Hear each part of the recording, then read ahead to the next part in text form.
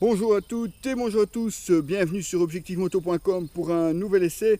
Nous sommes cette fois-ci, comme vous pouvez le voir, chez Triumph avec le tout nouveau Scrambler 1200, ici en version XC. Alors si vous aviez suivi nos précédents essais des petits Scramblers, on va dire, de Triumph, c'est vrai qu'on pouvait regretter un manque de puissance, point de vue moteur, un manque de caractère. Et avec cette nouvelle version 1200, Triumph, évidemment, chamboule tout, vient vraiment proposer une machine très fun, très sympa à conduire, avec un bicylindre qui développe 90 chevaux à 7400 tours minute et un couple de 110 Nm qui lui par contre est disponible beaucoup plus bas à seulement 3250 tours. Autrement dit, une machine très fun, très sympa à piloter, très facile à piloter, très facile à manier avec son grand guidon, ses grandes roues à rayons, enfin du moins une 21 pouces avec des rayons entrelacés à l'avant, une 17 pouces à l'arrière. Vraiment une moto très facile à conduire. Vous n'avez même pas l'impression d'être sur une 1200 cm3 tellement la taille ici en bas du réservoir est très fine. On n'a vraiment pas l'impression d'être sur une moto de cette cylindrée là. Et pour le plaisir de conduire, c'est tout bénéfice.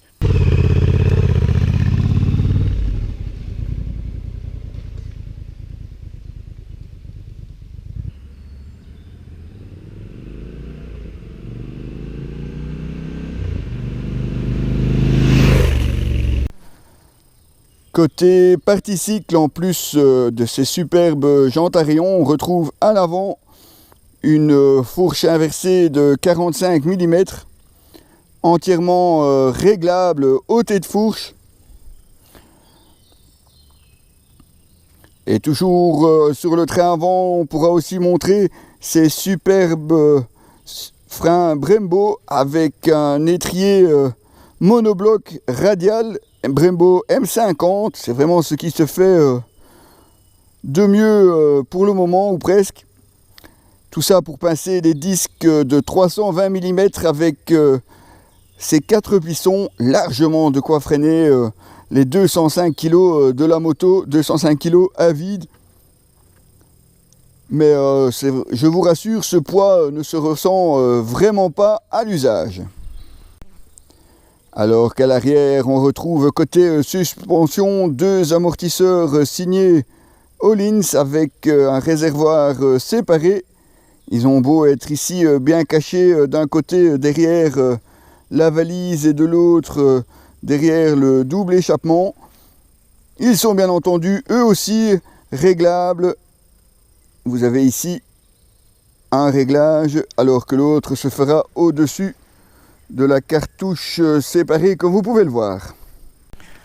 Le freinage arrière est lui aussi signé Brembo avec un disque 255 mm et un étrier 2 pistons. L'ABS bien entendu étant lui aussi de la partie. Scrambler oblige, Triumph évidemment reprend tous les codes du genre avec ici notamment les pneus Metzeler Tourance. Prévu évidemment pour pouvoir aussi emprunter des petits sentiers comme celui-ci.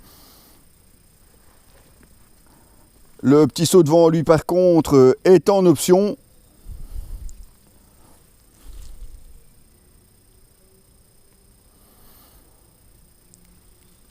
Si on aime le style Scrambler, celui-ci évidemment répondra à vos attentes.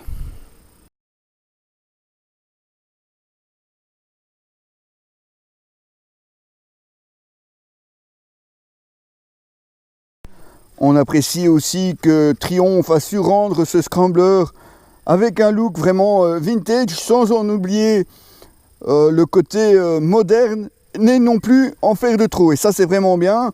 Alors évidemment, en concession très moderne, vous avez ce tableau de bord entièrement digital, un écran TFT comme vous pouvez le voir. Très complet et qui se pilote très facilement ici au commodo gauche, notamment ici avec le bouton mode qui vous permet de sélectionner différents modes de conduite, entre le sport, un mode off-road entièrement personnalisable, un mode pilote lui aussi personnalisable le mode pluie, le mode route. Voilà de quoi modifier évidemment aussi bien la cartographie que le contrôle de traction en fonction soit des conditions climatiques ou des paramètres que vous aurez choisis. En plus, avec le joystick au commodo gauche, vous pouvez facilement changer les différentes informations. Comme vous pouvez le voir, vous avez également tout ce qui est consommation et autonomie. On en est à l'heure actuelle, après presque 400 km, à 4,70 litres au 100. 4,7 litres au 100 pour un 1200 comme celui-ci, franchement, c'est vraiment pas exagéré.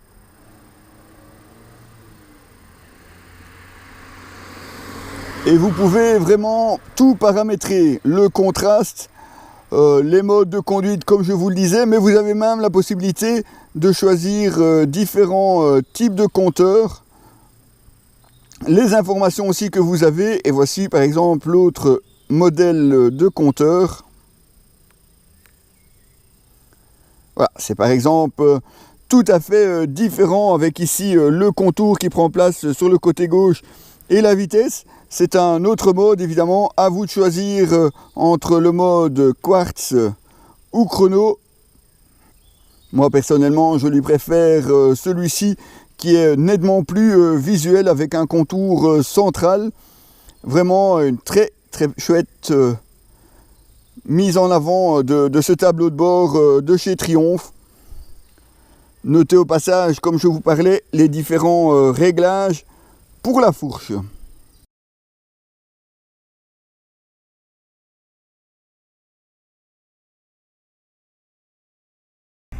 Voilà, maintenant ça fait une bonne semaine qu'on roule avec ce Scrambler 1200 XC. Moi, ce qui me plaît dans cette moto, c'est que Triumph a réussi à garder l'esprit Scrambler, le look forcément reconnaissable aussi au premier coup d'œil, et en même temps à la rendre moderne avec ce tableau de bord entièrement digital et les quelques aides à la conduite, sans pour autant en faire trop non plus. Donc on a effectivement les modes de cartographie, mais ça c'est vraiment un atout aussi pour ceux qui veulent rouler dans toutes les conditions et avoir une moto qui va s'adapter évidemment aux conditions climatiques ou du terrain.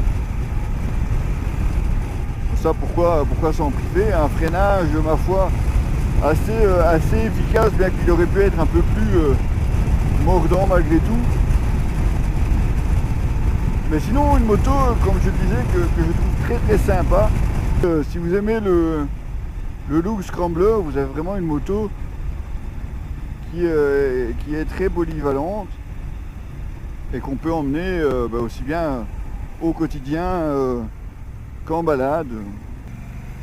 Alors, il nous reste une chose qu'on n'a pas encore testée, puisqu'on a testé le mode sport forcément, le mode route aussi, le mode pluie, malheureusement lui aussi on l'a vachement bien testé.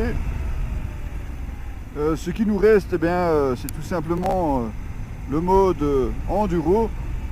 Alors je vous rassure, je ne vais pas couper à travers bois, bien qu'à mon avis la moto pourrait le faire. Par contre,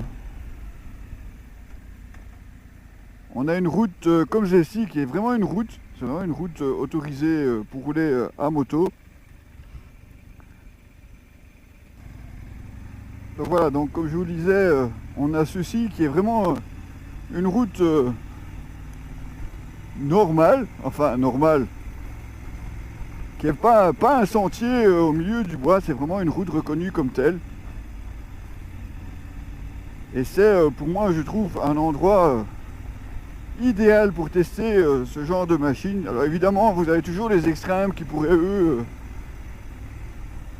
vraiment passer sur des pistes off-road, mais quand on voit l'état de ce qui reste ici de route, je trouve que c'est déjà un bon test pour une moto. Alors il faut toujours faire attention évidemment ici, parce que vous avez quand même non seulement une route assez bien défoncée, comme vous pouvez le voir, Mais en plus, comme c'est une route ouverte, vous n'êtes pas à l'abri non plus de rencontrer quelqu'un en face. Bon, je vous l'accorde, c'est quand même assez rare, mais c'est pas impossible. Et quand on vous parle vraiment de route défoncée, je vous laisse regarder. Voilà, ça c'est une route, ça, tu vois.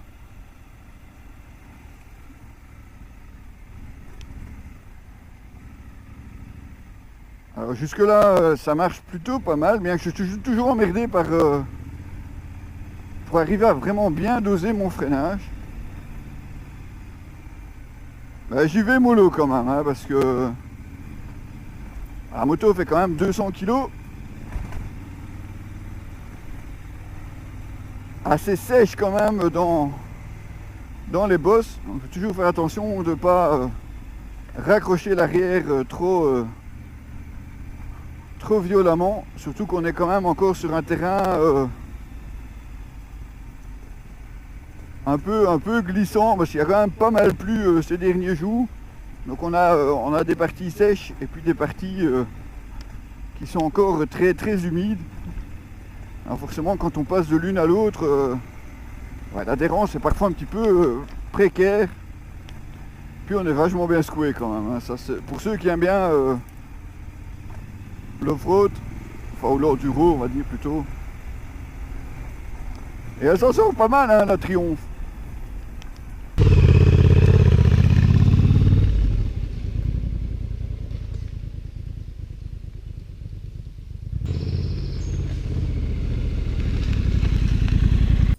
Pour vous payer ce Scrambler 1200 XC, il vous faudra débourser 14 680 €. Ceci ne comprenant pas évidemment la bulle, ni le sac, ni la valise, qui eux sont en option ou en accessoire.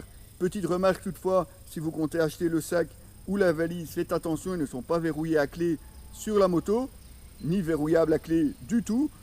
Autrement dit, il faudra, si vous la laissez quelque part sans surveillance, emporter l'un et l'autre avec vous, histoire évidemment de ne pas vous les faire piquer entre temps.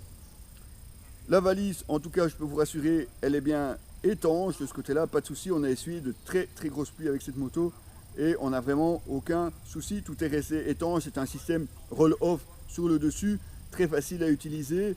Pour l'emporter, c'est la même chose, juste un petit cliquet sur le côté, vous cliquez et vous partez avec la valise de ce côté-là. Rien à faire, mais autant quand même vous signaler qu'il n'y a pas moyen de les verrouiller à clé. Un essai, comme vous l'avez vu, qui s'est passé aussi bien sur des petits chemins comme celui-ci que sur route, et c'est bien là forcément la destination d'un scrambler, vous permettre de pouvoir quitter l'asphalte. Ce scrambler 1200 le permet tout à fait. Un essai donc que vous retrouverez sur notre site www.objectif-moto.com et qui sera suivi la semaine prochaine par l'essai toujours chez Triumph d'une Speed Twin. On reste sur la moto néo-rétro, mais on quitte le monde scrambler. Mais ça, bien entendu, je vous la montrerai dans le prochain essai. Au passage, vous avez encore eu droit à quelques vidéos prises avec ce drone Parrot Bebop 2. C'est toujours sympa aussi de le signaler. À très bientôt les amis.